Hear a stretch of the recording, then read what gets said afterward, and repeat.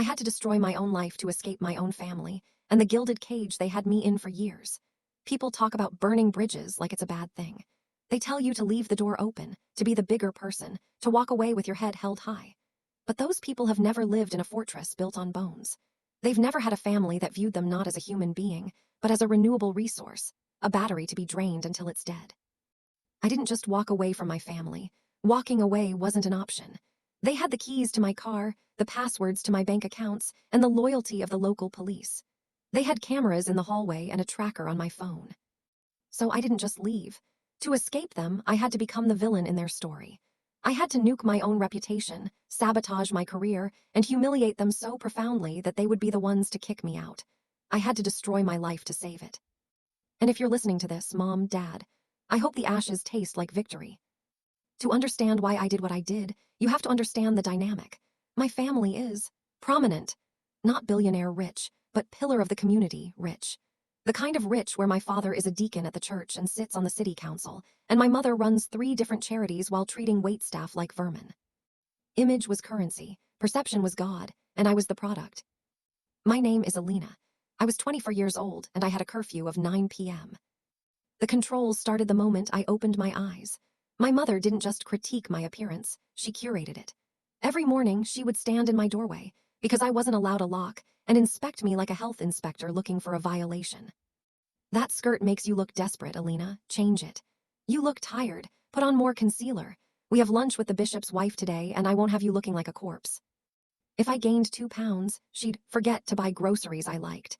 If I lost 2 pounds, she'd tell me I looked sickly and was embarrassing the family.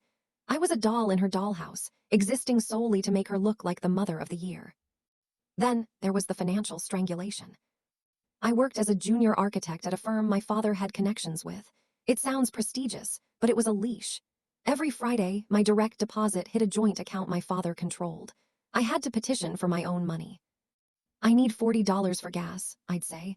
Where are you going that requires that much gas? My father would ask, pulling up a spreadsheet. You only go to work and church. 20 is sufficient. Meanwhile, there was Julian.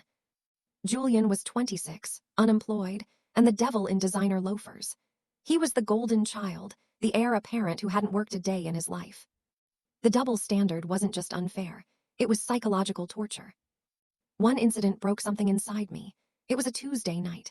I had spent 3 weeks building a complex physical model for a client pitch at work, a 3D architectural rendering made of balsa wood and glass. It was sitting on the dining room table because I wasn't allowed a desk in my room. My mother said bedroom desks encouraged secrecy. I came home from work to find Julian laughing, swinging a golf club in the living room. My model was smashed to pieces. 3 weeks of work shattered. Oops, he said, popping a grape into his mouth. Practicing my swing. Shouldn't have left your toys out, Lena. I screamed. I actually screamed. My mother ran in, saw the wreckage, saw me crying, and saw Julian smirking. And she turned on me. Alina, stop that noise, the neighbors will hear. He destroyed my project, I yelled, pointing at the debris. I have a presentation tomorrow. I'm going to lose my job. It's just some glued sticks, she snapped, sweeping the broken pieces into a trash bag like it was garbage. Julian is stressed. He's going through a hard time finding himself. You provoked him by cluttering up his space. Now go upstairs and fix your face. You look ugly when you cry. Julian didn't even get a scolding. Later that night, I heard my father transferring $500 to Julian's account because he was feeling down about the accident. That was the night I realized Julian wasn't just spoiled. He was a weapon they used to keep me humble. If I ever got too confident, too successful, or too happy, Julian would be allowed to ruin it, and I would be forced to apologize. I tried to date once, a guy named Mark. He was kind. He was normal. My mother invited him to dinner. She spent 2 hours asking him about his salary, his parents' mortgage, and why he hadn't fixed his crooked teeth. She served him wine she knew had turned to vinegar just to see if he'd be polite enough to drink it. When he left, never to call again, she looked at me with a pitying smile. I just don't think he can handle a family of our stature, darling. I'm protecting you from heartbreak. She wasn't protecting me. She was isolating me. She was pruning the branches of my life so I would never grow tall enough to see over the garden wall. I was the mule, Julian was the rider, and my parents were the ones holding the whip. I tried to leave once when I was 22. I packed a bag. I made it to the Greyhound station. My father was there waiting for me before I even bought a ticket. He didn't yell. He just smiled, held up his phone, and showed me a video. It was footage from a hidden camera in the bathroom of the apartment I had secretly applied to rent. "You're not ready for the real world, Alina," he said, his voice terrifyingly calm. "The world is dangerous. We're the only ones who can protect you." He had canceled the lease, threatened the landlord, and emptied the small cash stash I had hidden in a hollowed-out biology textbook. That was the grim reality. I wasn't a daughter. I was a hostage in a 5-bedroom prison. The breaking point didn't come with a scream. It came with a signature. It was a Tuesday. I was called into the living room.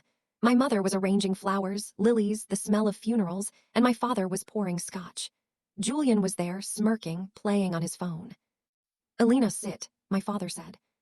He slid a stack of documents across the mahogany table. "What is this?" I asked. "We're expanding the business," he said. "Real estate. But since I'm on the city council, it's a conflict of interest for me to put my name on the deeds for these new commercial properties. So we're putting them in your name." I scanned the papers. It wasn't just deeds. It was a loan. Massive, high-interest commercial loans, millions of dollars of liability. "I can't sign this," I said, my hands shaking. "If the business goes under, I'm on the hook for all of this. This is bankruptcy waiting to happen." "Don't be dramatic," my mother snapped, cutting a lily stem with a sharp snip. "We are doing this for the family, for your inheritance." "Julian is the oldest." I said, "Put it in his name." Julian laughed. "My credit is shot, sis. Yours is pristine." That was the trap. They had spent years building my credit score, keeping me clean, just so they could use me as a fresh host for their financial parasites. If I signed those papers, I would never leave. I would be legally bound to their debts for the next 30 years. "I won't do it," I said. My father's face changed. The loving patriarch mask fell off. He stood up, leaned over the table, and whispered, "You will sign them by Friday, or I will release the medical files." My blood ran cold. 2 years ago, I had seen a therapist for depression secretly, or so I thought. My father had found the notes. He had twisted them. He had forged documents suggesting I was unstable, perhaps even dangerous. He threatened to have me committed, to put me under a conservatorship where I wouldn't even have the right to sign a check, let alone leave. "Friday," he said. "Think about it." I went to my room. I didn't cry. I think I was beyond crying. I sat in the dark, staring at the little blinking red light of the smoke detector, wondering if that was a camera too. I had 72 hours. I couldn't run. They'd find me. I couldn't sue. They had better lawyers. I couldn't refuse. They'd lock me away in a psych ward. I realized then that my value to them was my purity, my clean record, my perfect daughter image that they could leverage for loans and social standing. As long as I was an asset, they would keep me. To be free, I had to become a liability. I had to become something so repulsive, so dangerous to their precious reputation, that keeping me would cost them more than letting me go. I formulated Operation Scorched Earth. I went to work as usual. My hands were shaking so bad on the steering wheel I had to sit in the parking garage for 10 minutes just to breathe. I wasn't just an employee today, I was a mole. I knew my father's routine. At 10 a.m., he had a standing meeting with the city planners. That gave me 45 minutes. I walked into his office with a stack of blueprints, pretending I needed to file them. The moment the door clicked shut, I moved. I didn't go for the filing cabinets, too obvious. I went for his private desktop. I knew his password. It was success followed by his own birthday. Narcissist. I logged in. My heart was hammering against my ribs like a trapped bird. I bypassed the active project folders and went straight to a hidden directory I'd seen him access once over his shoulder. Archive NC. Non-compliant. It was a graveyard of corruption. There were emails instructing contractors to use substandard concrete for the low-income housing project downtown. There were fake environmental impact reports for the new shopping mall, signed by inspectors who didn't exist. And there was the smoking gun, a spreadsheet tracking, consulting fees, ACA bribes paid to 3 other council members. I didn't email them to myself. That leaves a digital footprint on the company's server. Instead, I plugged in a USB drive I had taped to the inside of my thigh. I dragged the files over. Copying, 20%, 40%. The doorknob turned. I ripped the USB out and threw a blueprint over the keyboard, just as his secretary, Mrs. Higgins, walked in. "Alina, what are you doing in here?" she asked, eyes narrowing. She was one of his loyalists. "Just leaving these specs for Dad," I said, forcing a smile that felt like it was made of glass. "He asked for the revisions on the heights." She looked at the blueprints. She looked at me. "He's in meeting room B." Right, thanks. I walked out, feeling the cold plastic of the USB drive burning a hole in my pocket. Step 1 complete. I carried the evidence of felonies in my blazer pocket for the rest of the day. I needed money, real money, not the allowance they monitored. I left work for lunch. I drove to the bad part of town, the part my father voted to defund. I went to a pawn shop that doubled as a title loan center. I had to be smart. If I used my debit card, my father would get an alert. So I brought the only things that were truly mine. I placed a velvet bag on the counter. Inside was a vintage pearl necklace my grandmother, my mother's mother, who hated my father, had slipped me before she died. It was the only thing I loved. It was worth at least $5,000. 800, the guy behind the counter grunted, barely looking up. It's real Mikimoto pearls, I choked out. Please. 800, take it or leave it. It felt like cutting off a finger, but I took it. I added that to the predatory title loan I took out on my car, $4,800 in total. It was dirty, crumpled cash. It smelled like stale smoke and desperation. I stuffed it into my bra, right next to the USB drive. I bought a burner phone at a gas station. I bought a bus ticket to a city 3 states away, leaving Friday night. I didn't buy it online. I paid cash at the counter so there would be no email confirmation. Thursday night was the hardest part. The part where I had to stop being a victim and start being cruel. My mother's pride and joy was the annual charity gala happening that Saturday. She was the chairperson. The theme was purity and grace. I waited until 2:00 a.m. The house was silent. I crept downstairs, avoiding the third step that creaked. I sat at the family computer in the study. I logged into her Facebook account. Password, Julian1998. I didn't want to just embarrass her. I wanted to incinerate her. I dug into her private messages with her best friend, Linda. The things I found were vile. She called the mayor's wife a bovine arriviste who buys her taste off a mannequin. She speculated that the local priest was skimming from the collection plate to pay for a gambling addiction. She made fun of a cancer survivor's wig. I took screenshots, dozens of them. Then I went a step further. I accessed the gala's seating chart and digital program, which she had final edit rights to. I swapped the file for the in memoriam video presentation, usually a somber tribute to donors who had died, with a folder containing the screenshots. When they hit play on the big screen Saturday night, the whole town wouldn't see dead donors. They would see my mother's nasty, petty, hateful group chat messages, projected 10 feet tall. But I wasn't done. I had one bullet left for Julian. I knew Julian was dealing. Small-time stuff, mostly pills, but he was holding a stash in his room. He kept it in a hollowed-out speaker in his closet. I used the burner phone. I downloaded a text spoofing app. I sent an anonymous tip to the county sheriff's narcotics tip line, not the city police my dad owned, but the county sheriffs who hated my dad's jurisdiction. 14 Oak Lane, upstairs bedroom, east side. Heroin and distribution wait. Suspect is armed. I lied about the gun. I lied about the heroin. I needed them to come in heavy. I needed a raid. I sat in the dark for a moment, listening to the silence of the house. In 24 hours, the police would be knocking for Julian. In 48 hours, the gala would implode my mother's social life. In 72 hours, the Attorney General would open the files on my father. I felt a strange sensation in my chest. It wasn't guilt. It was the thrill of the sniper. I hit send on the tip. I wiped the browser history. I went back to bed and stared at the ceiling, waiting for the world to burn. The air in the living room was so thick you could choke on it. It was 7:00 p.m., the deadline. My father sat at the head of the table, the loan documents spread out like a battle map. My mother was packing, holding a dress bag, her outfit for tomorrow's gala. Julian was on the sofa, high, staring at the ceiling and picking at his fingernails. Sit, my father commanded. He didn't look up from his scotch. I sat. My hands were in my lap, clutching my purse. Inside, I could feel the hard edges of the burner phone and the USB drive. Pen, he said, sliding a heavy Mont Blanc across the mahogany. Sign where the yellow tabs are. We have a notary coming in 20 minutes. I can't, I said. My voice was quiet, but it didn't shake. My mother stopped packing. What did you say? I said I can't, and I won't. My father took a slow sip of his drink. He set the glass down with a sharp clack. Alina, we are not doing this tonight. I am tired. The business needs this liquidity. You are part of this family, and you will do your part. Julian is part of this family, I said, looking at my brother. Make him sign. Julian doesn't have the credit score, my father roared, his patience snapping. He slammed his hand on the table. You have been fed, clothed, and sheltered by my money for 24 years. You are an investment, and it is time to pay a dividend. Sign the papers, or I swear to God, I will have you committed by Monday morning. I have Dr. Aris ready to sign the involuntary hold order. He stood up, looming over me. This was it. The moment he usually won. The moment I usually cowered. Instead, I reached into my purse and pulled out the USB drive. I set it gently on top of the loan papers. What is that? He asked. That, I said, is a copy of the Archive NC folder from your private desktop. It contains the bribed safety inspector reports for the downtown project. It contains the emails to Councilman Miller regarding the zoning kickbacks.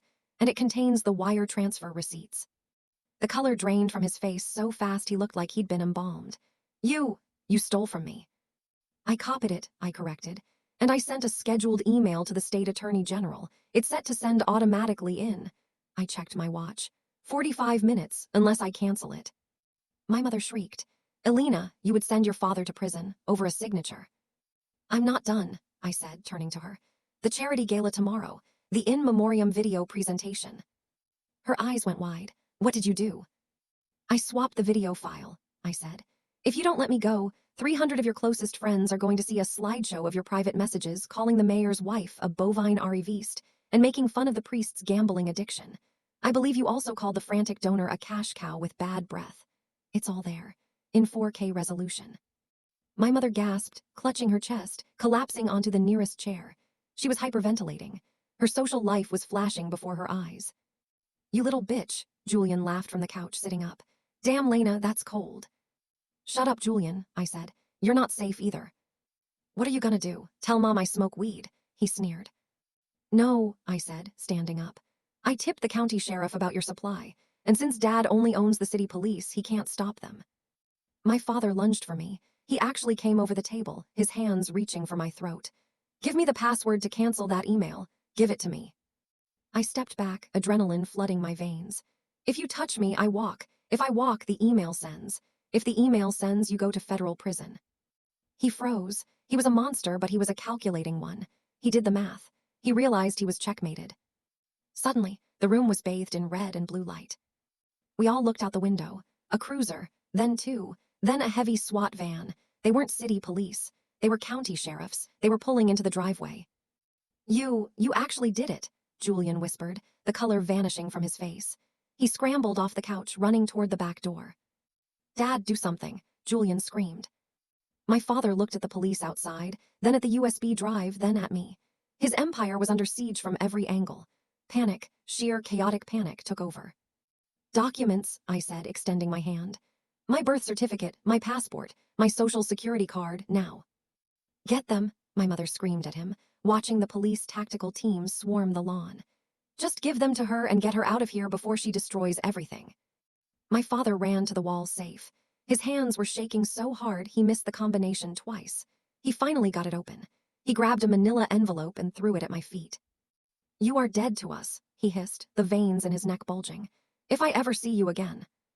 You won't, I said. I picked up the envelope. I checked inside. It was all there. Open up. Search warrant. The voice boomed from the front porch, followed by the heavy thud of a battering ram testing the door. My father ran to the front door to try and stall them. My mother was sobbing on the floor. Julian was gone, running through the backyard, likely into the waiting arms of the officers securing the perimeter. I didn't run. I walked. I walked out the side door into the garage. I got into my car. As I reversed out, I saw my father being shoved against the wall of the foyer by a deputy. I didn't look back. I didn't cancel the email to the Attorney General. I let it send. That was 3 years ago. I didn't stick around to watch the explosion, but thanks to the internet, I got a front row seat to the fallout. And let me tell you, it wasn't just a fire. It was an extinction event. My mother's downfall happened first, literally the next night. I found the footage on TikTok 3 days later. It had 2 million views. The video showed the gala. The room was dark. The guests were sipping champagne, waiting for the solemn in memoriam tribute. Then, the giant projector screen lit up. But instead of photos of deceased donors, it was a 20-foot-tall screenshot of my mother's text messages. The crowd read in silence as my mother's name at the top of the screen complained that the bishop's wife smelled like mothballs and cheap gin. Then came the messages about the mayor's daughter looking promiscuous. In the video, you can hear the gasp ripple through the room. Then, the laughter. My mother tried to run to the stage to unplug it, but she tripped over her gown. That was the thumbnail of the video. The queen bee on her knees, grasping at cables while her hateful words loomed over her. She was voted off the charity board the next morning. The church asked her to step down from the choir. She became a social leper. I heard through an old friend that she barely leaves the house anymore because the grocery store clerks smirk at her. My father's destruction was slower, but deeper. I didn't cancel the email. The state attorney general received the archivancy files at 8:00 p.m. that Friday. Because I had included wire transfer receipts, they didn't just investigate, they froze his assets. The friends he had on the city council, they scattered like roaches when the lights turned on. No one wanted to be associated with him. He was indicted on 12 counts of fraud, bribery, and embezzlement. He spent his entire fortune on defense lawyers. He avoided prison by taking a plea deal that stripped him of his license to practice, his pension, and his reputation. He's currently working as a consultant for a shady firm 3 towns over, likely making a fraction of what he used to, living in a rented condo because the bank foreclosed on the fortress. And Julian. The county sheriffs didn't play games. They found the stash. Because I had tipped them off about distribution weight, they brought the K9 unit. They found more than just pills. They found an unregistered firearm under his mattress. My father couldn't buy his way out of this one. His assets were frozen, and his political capital was gone. Julian did 18 months in state prison. I checked the inmate roster last week. He's out now, but with a felony record, the golden child shine is gone. He's just another guy with a record and a bad attitude. They tried to find me. Oh, they tried hard. About 6 months after I left, I got a call on my burner phone. I hadn't destroyed it yet. It was a private investigator. "Alina," a gruff voice asked, "your parents are very worried. They want to offer a truce. If you come home and sign an affidavit saying the email you sent was a fabrication by a disgruntled employee, they won't press charges for the car theft." I laughed. I laughed so hard I almost dropped the phone. "Tell them," I said, "that I still have the recording of my father threatening to commit me to a psych ward. And tell them I kept a copy of the hard drive. If they send you again, or if they ever come near me, I will release part 2. I hung up and smashed the SIM card. They tried to sue me for defamation a year later. The process server couldn't find me because I had legally changed my name. I'm not Alina anymore. I'm someone else. Someone they don't own. I live in a small apartment now. It's got peeling paint, the radiator clanks, and the view is of a brick wall. I work as a graphic designer, freelance, so I have no boss to control me. I don't have a family anymore. I don't have an inheritance. I missed my cousin's wedding. I missed Christmas. Sometimes, late at night, I have nightmares that I'm back in that house. I dream of the velvet coffin, the white lilies, the sound of my mother's shears cutting stems, the sound of my father's heavy footsteps. I wake up sweating, heart hammering, reaching for a door handle that isn't there. But then I look around. I see the cheap alarm clock on my nightstand. It's mine. I see the cereal in the cupboard. It's mine. I see the silence in the room. It's mine. They wanted to break me to fit their mold. But they forgot that if you apply enough pressure to coal, it doesn't just break. It turns into a diamond. And diamonds are the hardest substance on Earth. I destroyed the perfect daughter. I murdered the image they created. I burned down the kingdom to kill the dragon. And looking back at the ashes, it's the most beautiful thing I've ever seen. If you are listening to this and you feel trapped, if you feel like you are being eaten alive by the people who are supposed to love you, know this. They rely on your fear. They rely on your silence. But the moment you stop being afraid of losing them is the moment they lose you. Peace is expensive. Freedom costs everything. But trust me, you can afford it. Thank you for watching till this point. Don't forget to leave a comment and share with your friends. Thank you.